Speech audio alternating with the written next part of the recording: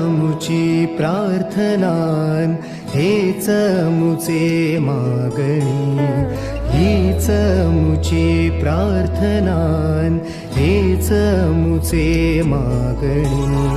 माणसाने माणसाशी माणसासम वागणे,